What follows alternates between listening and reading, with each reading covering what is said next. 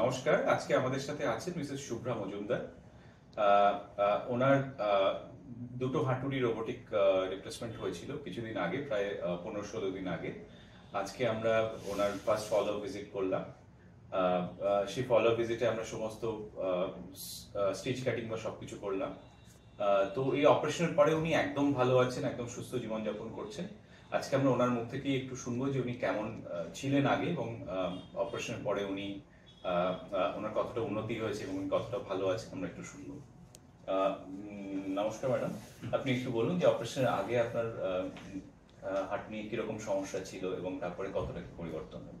আমি যেহেতু ডায়াবেটিক, খুবই ডায়াবেটিস বেশি ছিল আমার সুগার, তো সেই জন্য আমার হাঁটুর একটা যন্ত্রণা ছিল সবসময়।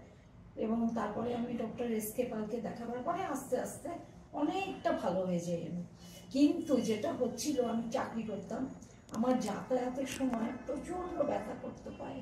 মানে বাস থেকে স্কুল বাসে যেতাম, তার নামার আগে, স্কুলের সামনে আসার আগে না অন্তত 2-3টে স্টপেজ আগে আমাকে উঠে দাঁড়িয়ে থাকতে হতো, কারণ নাহলে আমি পাটা সোজা করতে পারতাম না। এবং আমার কাছে যে ব্যাগ ট্যাগ থাকতো, স্কুলের যারা বাসে কাজ করতো বা আমার কো টিচার, তারা আমার ব্যাগ ট্যাগ নামিয়ে আমাকে পুরো স্টাফ রুমে দিয়ে আসতো, এরকম অবস্থা হয়েছিল। আর যেহেতু দাঁড়িয়ে দাঁড়িয়ে পড়ানোর ব্যাপার ছিল, আমার 6টা ক্লাস বা 5টা ক্লাস, মোস্টলি 6টা থাকতো সপ্তাহে। সেই 6টা ক্লাস, মানে পার ডে 6টা, সেই 6টা ক্লাস করতে গিয়ে দাঁড়িয়ে দাঁড়িয়ে পড়াতে গিয়ে মানে আমার পায়ের আর কোনো সার থাকতো না। আমার হয়তো পাটা কেউ যদি আমাকে জাস্ট একটু পুশ করে আমি পড়ে যাব, এরকম অবস্থা ছিল আমার পায়ে। আর কেবল আমি আমার যে লোকাল ডাক্তার ছিল জয়দীপ মুখার্জি, ওনাকে দেখিয়েছি, আর আরেকজনকেও দেখিয়েছি। উনি অর্থ ছিলেন অবশ্য, খালি ট্যাবলেট দিতেন আর আপনার ফিজিওথেরাপি করতে বলতেন, ওই এক্সরে দিতেন, আমি সমস্ত ফলো করতাম। হয়তো কিছুদিন ভালো আছি ওই পেন কিলারগুলো খেয়ে, আবার জেগে সেই সেই মানে কি যে একটা, কি বলবো আপনাকে, এত যন্ত্রণাদায়ক একটা ফেজ গেছে আমার লাইফে। আমি তখন ঠিক করলাম এখন তো হবে না, কারণ আমার ছুটি টুটি খুব কম দিত প্রাইভেট স্কুল, আমি রিটায়ারমেন্টের পরে করবো। এবার রিটায়ারমেন্টের পরে যেটা হলো, আমার একটু লেট হলো, মেয়ের বিয়ে নিয়ে আমি তখন খুব ব্যস্ত হয়ে গেলাম। মেয়ের বিয়েটা দেওয়ার পরে, মেয়ের বিয়ে দেওয়ার আগে থেকে কোভিড শুরু হয়ে গেল। মেয়ের বিয়ে দিলাম ঠিক কোভিডটা একটু দেরি হলো, অনেকটা দেরি হলো। এবং সবার কাছে জানলাম যে অনেকে করেছে, অনেকে বলছে একদম অপারেশন করবে না, করলে আর হাঁটতেই পারবে না, যতটুকু হাঁটতে পারছো এরপরে সেটাও আর হাঁটতে পারবে না। আমি তাদের জিজ্ঞেস করলাম কেন, বলে না অসম্ভব যন্ত্রণা, আর ফিজিওথেরাপি যাও বা অপারেশনটা হয়ে যাবে, ফিজিওথেরাপির সময় চোখ দিয়ে জল পড়বে। এরকম আমার হাজব্যান্ডের বন্ধু, সে রোজ ফোন করে বলতো যে সে কেঁদে কেঁদে ফোন করতো ওকে, ও আমাকে বলতো যে এইরকম অবস্থা, ওর এরকম, তা তুমি কি করে করবে? আমরা ওইসব বাদ দাও, ওর নেকা নেকা লোক, ওরা কাঁদছে। আপনি আমাকে একটা জিনিস বলুন যে এই যে আপনার রোবোটিক রিপ্লেসমেন্ট দুটো আমি রোবোটিক যেটা না করতে চাইছি, কেন শুনলাম যে রোবোটিকটা করলে প্রবলেমটা একটু কম হয়, আমি জানি না সত্যি মিথ্যে, আমি শুনেছি। এখন তো আপনার হয়ে গেছে 15 দিন পরে, এখন আপনার অভিজ্ঞতা যেটা হয়েছে আমার তো, আপনি আমার অপারেশন করেছেন 13 মার্চ, আমি 14 সকালবেলা উঠে নিজেই টয়লেটে চলে গেছি, নিজেই পা ঝুলিয়ে বসেছি খাট থেকে। আমাকে দেখে সবাই অবাক হয়ে গেছে। বললাম না তো, আমার তো ব্যথা করছে না। বলে কিসের ব্যথা? আমি যে ব্যান্ডেজের ব্যথা করছে, কিন্তু যেখানে সার্জারি হয়েছে তার কিন্তু কোনো ব্যথা আমি ফিল করছি না।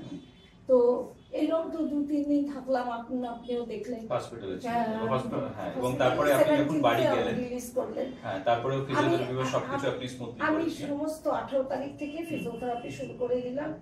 এবং আমি যেটা বারবারই একেও বলেছি, আমি বললাম দেখো আমার সার্জারিটা কিন্তু ভীষণ ভালো হয়েছে, তোমরা জানি না কি বলবে, কেননা আমি বলে তুমি মিথ্যে কথা বলছো, হয়তো বাড়ি বলছো যে ব্যথা নেই। আমি কেন বলবো, শরীরটা তো আমার, কষ্ট হলে আমার মুখ চোখ দেখলেই বোঝা যাবে। যাই হোক, এবং অপারেশনের কতদিন পর থেকে আপনি উইদাউট সাপোর্ট বা ওয়াকার বা সবকিছু ছিল? আমি প্রথম 2 দিন হসপিটালে ওয়াকার নিয়ে হেঁটেছি, কেননা ভয়ে ভয়ে যদি পড়ে টরে যায়, এটা ব্যাপার ছিল সবাই, আর সিস্টাররাও বলছিল ওয়াকার নিয়ে হেঁটেছি। তারপরে ওই যারা হসপিটালে যারা ফিজিওথেরাপি করাতো তারা আমাকে বলছে ওয়াকার নিয়ে, আমাকে ধরবে না, আমি ওয়াকার নিয়ে হাঁটবো, আমাকে ধরবে না, ওরা পেছন থেকে ধরে রাখতো, আমাকে ধরবে না, পড়ার মতন অবস্থা হলে আমি বুঝে নেবো, তোমাদের কিছু করতে হবে না। আমার এতটাই কনফিডেন্স ছিল যে তার মানে অপারেশনের 2 দিন পর থেকে আপনি বিনা ওয়াকে শুদ্ধ একদম একদম পুরো, আর পুরো আপনাদের যে করিডোরটা ছিল না আমরা যেখানে ছিলাম, ওই হেল্পিং ডেস্ক না কি ছিল, ওখান থেকে সোজা ওই দরজা পর্যন্ত একা একা আমি হেঁটে যেতাম, হেঁটে আসতাম। আর আমার হাঁটতে হবে মানে আরেকবার এরকম, মানে টয়লেট যাওয়া এ করা কোনোদিন আমি কারোর হেল্প নেইনি, মানে ফ্রম দ্য ফার্স্ট ডে আমার কোনো দরকার হয়নি। এবং এই যে অপারেশন, হ্যাঁ, আর বাড়িতে যখন এলাম, বাড়িতে আসার পর তো সবাই বললো দোতলায় ওঠা যাবে না, ঠিক আছে আমি ভাবলাম একতলায় থাকি ওদের আমি 7 দিন একতলায় ছিলাম। একতলায় আমার এমনি সব সিস্টেমই আছে। তারপর আমি বললাম না না, স্যার আমাকে বলছে দোতলায় উঠতে। আর আমাকে সিমরান বলে তুমি উঠবে আন্টি? আমি বললাম হ্যাঁ অবশ্যই উঠবো। প্রথম দিন 3টে সিঁড়ি উঠলাম, তারপর দিন 5টা সিঁড়ি উঠলাম, তারপর দিন 7টা, তারপর দিন একদম উপরে উঠে চলে গেছি 22টা সিঁড়ি ক্রস করে। খুব ভালো, তারপর আমার নেমে হয়েছে, খুব ভালো। আচ্ছা, আর এমনি করে বসেছিল। আচ্ছা, খুব ভালো। আর এমনি অপারেশনের 15 দিন পরে আপনার কিরকম মনে হচ্ছে? আপনি আস্তে আস্তে মানে স্বাভাবিক সুস্থ জীবনে ফিরে যাচ্ছেন? অনেক একদম সুস্থ জীবনে আশা করছি, আর 15 দিনে নিশ্চয়ই ফিরে যাবো। হ্যাঁ, আমার তো সেরকম কোনো সমস্যা হচ্ছে না কথা বলতে। ঠিক আছে। আপনারা কিন্তু এইমাত্র আমাদের পেশেন্টের সাথে যে কথা হলো তাতে আপনারা কিন্তু জানতে পারলেন যে আমরা এখন মিনিমালি ইনভেসিভ রোবোটিক নি রিপ্লেসমেন্টের সাহায্যে পেশেন্টকে কীভাবে কত তাড়াতাড়ি আমরা কিন্তু তার নর্মাল লাইফে ফিরিয়ে নিয়ে যেতে পারছি। তো সেক্ষেত্রে আমাদের সবসময় মাথায় রাখতে হবে যে ভালো রিহ্যাব প্রোটোকল, ভালো সার্জারি এবং সবচেয়ে ইম্পর্ট্যান্ট হচ্ছে মোটিভেটেড পেশেন্ট। আজকে আপনারা যে ভদ্রমহিলাকে দেখলেন তিনি ভীষণ মোটিভেটেড, ভীষণ পজিটিভ মাইন্ডেড।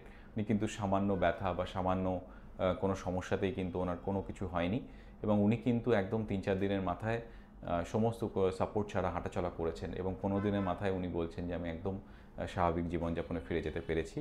তো এইটা কিন্তু আজকে আমাদের সায়েন্স যত এগিয়েছে, রোবোটিক নি রিপ্লেসমেন্ট এসেছে এবং আরও যে নতুন নতুন যে হচ্ছে মেথডস বা মডেলিটিস আমাদের কাছে এসেছে, সেইগুলো ফলো করলে আমরা কিন্তু পেশেন্টকে খুব ভালো রেজাল্ট দিতে পারছি। ধন্যবাদ।